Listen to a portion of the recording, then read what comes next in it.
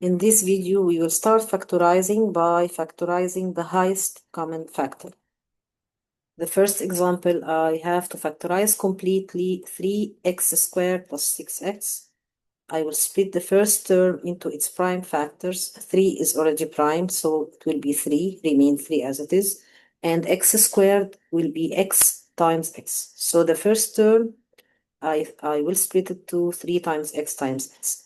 For the second term, the plus sign as it is, and the second term, 6, you split it into 2 times 3 times x. Now I have the two terms like this, and I want to get the common factors between the two terms for numbers and variables.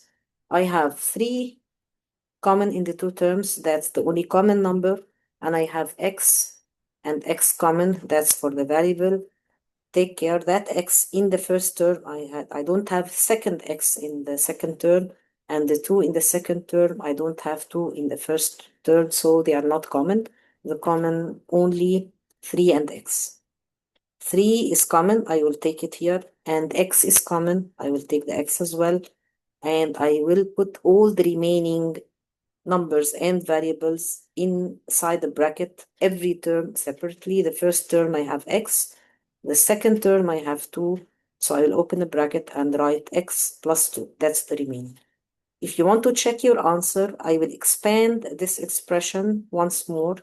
Multiply 3x times x, I will get 3x squared, and then I multiply 3x times 2, I will get 6x, which is the original expression, so I know now my answer is correct. The second example, x squared minus 2x over 2x, this is a rational expression. One of the common mistakes, students simplify 2x in the numerator with 2x in the denominator. I cannot do this if I have a subtraction sign before it or a plus sign. If it was multiplication, I can simplify, but in subtraction and addition, I cannot simplify. So here, to solve it, I will split it like the previous example, and I will get the common factor. I will factorize the HCF as previously. X squared, you will write it as split it into the prime factors, which is x times x, and the second term minus 2 times x, and the denominator 2 times x. Let's check the common among the first and the second term in the numerator. X and x is common only. I don't have anything else common. So I will take the x common, and the remainder will be x minus 2 inside the bracket over 2 times x. Now you can simplify because the x and the bracket means x multiplied by that bracket. I can cross out that x with the x in the denominator. And then the remaining will be x minus 2 over 2. That is the expression after simplifying.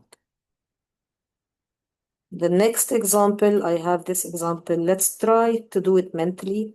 Mentally, I will check the common factor for numbers between 6 and 2, which is 2. This is 2, and the first term is 2 times 3. So the common is 2, and here I have a times a, and the second term a times b, so a is common. So the common are 2 and a. So if you take 2 and a common, like this, the remainder will be, after taking 2, the remainder will be 3 and a, because 2a is out, and here 2a is out, so the remaining from the second term is b over 2a. Then I can cross out, because this is a 2a multiplied by the bracket, so I can cross out the 2 with the 2 and the a with the a, 2a with 2a directly, and the answer will be 3a plus b.